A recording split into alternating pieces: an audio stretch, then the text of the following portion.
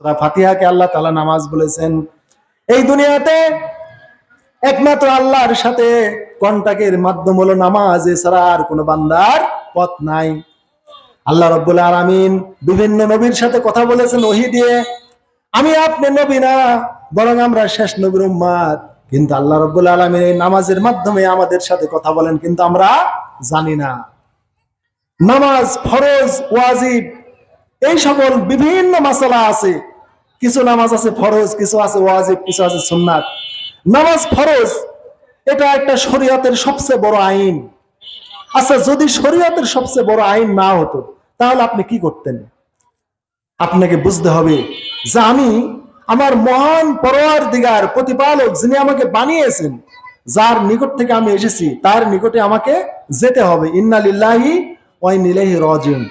সেই মহান রবের সাথে আমি কথা বলার একটা সুযোগ পেয়েছি। কি পেয়েছি? সুযোগ পেয়েছি। আপনি এটা জানেন না ফরজ। আপনি মূর্খ মানুষ, মূর্খ মুসলমান, মাদ্রাসায় পড়েন নাই, শরীয়তের ফিকহ হাদিস এগুলো পড়েন নাই। আপনি মনে করেন এটা ফরজ না, এটা আপনি জানেন নাই। নামাজ ফরজ আপনি জানেন না, ভালো।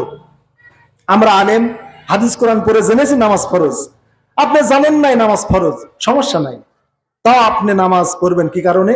আপনি মনে করবেন যে আমি আমার মহান রবের সাথে কথা বলছি। কিসের মাধ্যমে? নামাজের মাধ্যমে। তা আমি সুযোগ হাতছাড়া করবো কেন? আপনি হৃদয়ে এটা লালন করেন যে আমার রব নামাজ আমার সাথে কথা বলে। এটা কি জানেন? নামাজে আল্লাহর সাথে বান্দার কথা হয়, এটা কি জানেন? এটা সহিহ মুসলিম শরীফের হাদিস। প্রত্যেক তাফসীর কারক সূরা ফাতিহার তাফসিরে এই হাদিসটি এনেছেন। তাফসীর ইবনে কাসির থেকে যে তাফসীর পড়বেন, তাফসীর ফি জিলালিল কুরআন, সকল তাফসীর কারক সহিহ মুসলিমের হাদিসটি উল্লেখ করেছেন। আল্লাহ রাব্বুল আলামিন বলেন, কসামতুস সালাতা বাইনি ওয়া বাইনা আবদি নিসফাইনি। আমি সালাতকে, নামাজকে আমার এবং বান্দার মধ্যে আমি দুই ভাগে ভাগ করেছি। কয় ভাগে? দুই ভাগে। কসামতুস সালাতা বাইনি ওয়া বাইনা আবদি নিসফাইন। আমি সালাতকে, অর্থাৎ সূরা ফাতিহাকে আল্লাহ তাআলা সালাত বলেছেন, সূরা ফাতিহাকেই সালাত বলেছেন। কেননা সূরা ফাতিহা ছাড়া সালাত হয় না। লা সালাতা ইল্লা বি ফাতিহাতিল কিতাব। সালাত সূরা ফাতিহা ছাড়া হয় না। কোন হাদিসে আছে যে ব্যক্তি সূরা ফাতিহা পড়লো না তার নামাজ অসম্পূর্ণ। তাহলে ইমামের পিছনে ফাতিহা পড়া না পড়ার মাসালা আলাদা, কিন্তু সূরা ফাতিহা নামাজে পড়তেই হবে। কতক ইমামের মতে ফরজ, কতক ইমামের মতে ওয়াজিব। তাহলে এই সূরা ফাতিহাকে আল্লাহ রাব্বুল আলামিন নামাজ বলেছেন। কি বলেছেন? নামাজ বলেছেন। সূরা ফাতিহাকে আল্লাহ নামাজ বলেছেন। তাহলে আপনার সন্তান আমেরিকায় আছে, ইংল্যান্ডে আছে, আপনি কথা বলবেন না সন্তানের সাথে? কি মাধ্যম? মোবাইল। কি মাধ্যম? মোবাইল। কয় ধরনের মোবাইল পাওয়া যায়? দুই ধরনের। একটা হচ্ছে বাটন ফোন, একটা অ্যান্ড্রয়েড ফোন। অ্যান্ড্রয়েড ফোন মানে যেটা ছবি দেখা যায়, যেটা ছবি দেখা যায়, আর বাটন ফোনে ছবি দেখা যায় না। সোনার ভাইয়েরা আমার, আপনার সন্তান যদি আমেরিকায় থাকে, তার সাথে কথা বলার একমাত্র মাধ্যম হলো এই মোবাইল ফোন। তাহলে আমার আল্লাহ তাআলা আরশে আজিমের উপরে থাকে, তার সাথে কথা বলার কি মাধ্যম? তার সাথে কথা বলার মাধ্যম হলো নামাজ।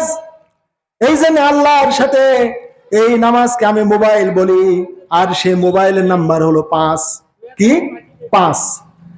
এই নামাজের নাম মোবাইল, আর এর নাম্বার হলো 5। কথককে একজন থাকেন আরশে আজিমের উপরে, তার নাম আল্লাহ। একজন থাকে জমিনে, তার নাম বান্দা। তাহলে সমান আরশের উপরে যিনি থাকেন, ওই রব্বুল আলামিনের সাথে কথা বলার একমাত্র মাধ্যম হলো নামাজ। এই নামাজের মাধ্যমে আল্লাহ তাআলার সাথে কথা হবে। তাহলে এই যে নামাজ আল্লাহর সাথে একমাত্র যোগাযোগের মাধ্যম। এই যে আল্লাহ তাআলা বলেন, ইজা ক্বালাল আবদু আলহামদুলিল্লাহি রাব্বিল আলামিন। যখন বান্দা বলে আলহামদুলিল্লাহি রাব্বিল আলামিন, তখন আল্লাহ বলেন, হামিদানি আব্দি, বান্দা আমার প্রশংসা করলো। কে বলেন? আল্লাহ। আপনি একটা বলেন, আল্লাহর একটা বলে। আপনি বেটাকে বলেন আসসালামু আলাইকুম ওয়া রাহমাতুল্লাহ, বেটা বলে ওয়া আলাইকুম আসসালাম ওয়া রাহমাতুল্লাহ। দুইজনেরই কথা হয় না? এই নামাজ মোবাইল, এক প্রান্তে আল্লাহ, এক প্রান্তে বান্দা। আর নামাজ হলো মোবাইল। আপনি যখন আলহামদুলিল্লাহ রাব্বিল আলামিন পড়েন, তখন আল্লাহ রাব্বুল আলামিন অপর প্রান্ত থেকে বলে, হামিদানি আব্দি, এই বান্দা আমার প্রশংসা করলো। কি খুশি হয় আল্লাহ। এই জন্য আলহামদুলিল্লাহি রাব্বিল আলামিন, সমস্ত প্রশংসা আল্লাহরই জন্য, যিনি বিশ্ব জগতের প্রতিপালক। এই লামটি এসেছে তাকসিস এবং তাহকিকের জন্য, মানে প্রশংসা লিল্লাহি, এই লামটি তাকসিস, আল্লাহর জন্য শুধু খাসের জন্য এসেছে। অতএব আল্লাহর জন্য সকল প্রশংসা, এই অর্থ করলে কোরআনে তাফসির হবে না। সকল প্রশংসা আল্লাহরই জন্য, যিনি বিশ্ব জগতের প্রতিপালক।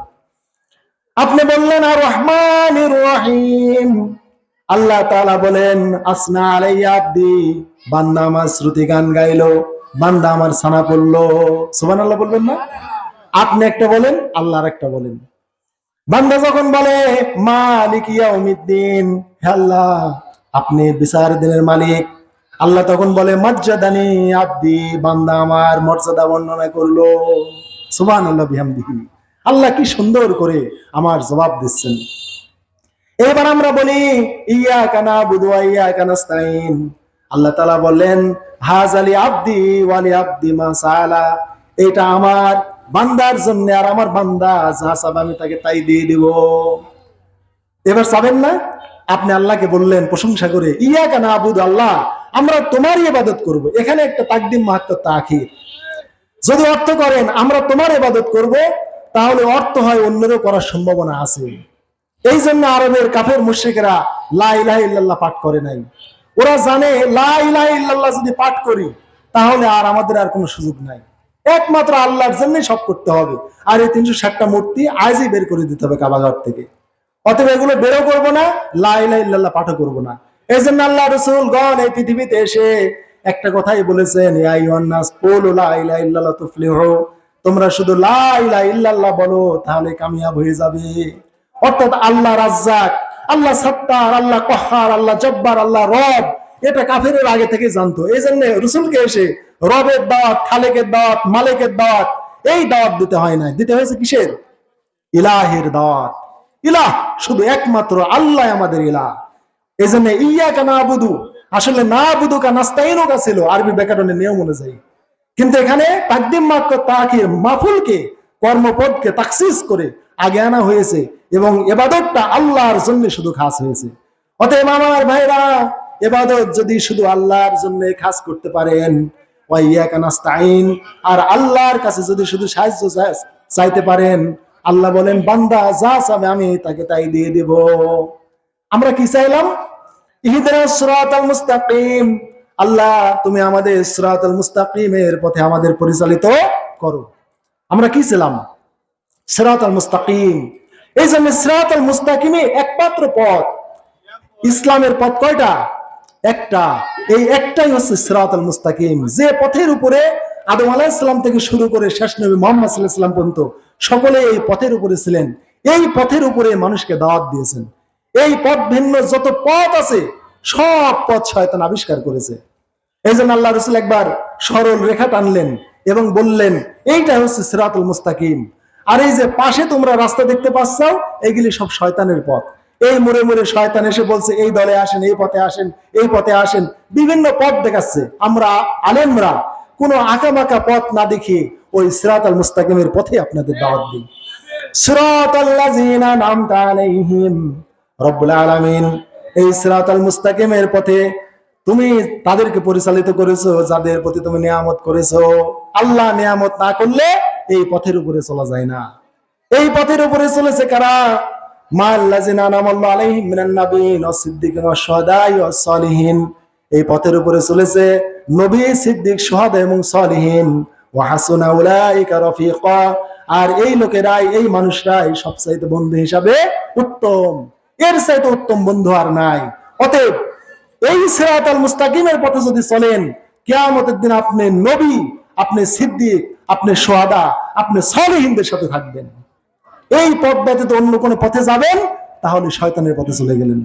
গায়রিল মাগদুবি আলাইহিম ওয়ালাদ-দাল্লিন, আর মুনাম বিল্লাহ, যাদের প্রতি তুমি নিয়ামত করেছো তারা গজবপ্রাপ্তও নয়, তারা পথভ্রষ্টও নয়।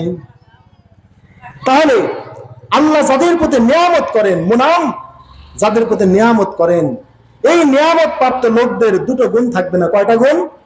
একটা হচ্ছে মাগজুব আর একটা হচ্ছে দলিন।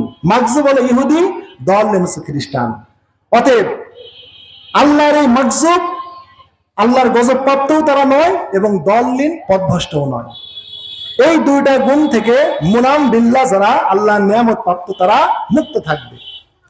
অতএব এর অর্থ হচ্ছে সিরাতাল লাযিনা আন'আমতা আলাইহিম গায়রিল মাগদুবি আলাইহিম ওয়ালাদ-দাল্লিন। আমাদেরকে তাদের পথেই পরিচালিত করো যাদের প্রতি তুমি নিয়ামত করেছো, যারা পথভ্রষ্ট, যারা মাগজুব গজব প্রাপ্ত নয় এবং দল্লিন পথভ্রষ্ট নয়। এইটা হচ্ছে সঠিক অর্থ। আমাদের সমাজে অর্থ করা হয় আল্লাহ তুমি আমাদের ওই পথে পরিচালিত করো যাদের প্রতি তুমি নিয়ামত করেছো, আর ওই লোকদের পথে পরিচালিত করো না যারা গজব প্রাপ্ত এবং পথভ্রষ্ট। এটা একটা ভুল কথা। 25টার মতো তাফসির দেখেন আপনি, জালালাইন থেকে, কাশাফ থেকে, ইবনে কাসির থেকে, সকলেই বলেছেন গায়বটা হচ্ছে সিফাত। গায়বটা আল্লাযিনা মাউসুফ আর গায়বটা সিফাত হয়েছে, অর্থাৎ মুনাম বিল্লাহ এরা হচ্ছে মাউসুফ আর গায়ব হচ্ছে সিফাত। এই মুনাম বিল্লাহ বা আল্লাহর নিয়ামত প্রাপ্তরা এই দুইটা গুণ থেকে মুক্ত। অতএব পথ দুইটা না, পথ একটাই, কিন্তু সিরাতাল মুস্তাকিমে যারা চলে এই মুনাম বিল্লাহ এই দুইটা গুণ থেকে তারা মুক্ত। এই দুইটা গুণ তাদের মধ্যে থাকবে না। অতএব হাজরিন, আমরা 5 ওয়াক্ত সালাত আমরা জামাতে আদায় করব ইনশাআল্লাহ।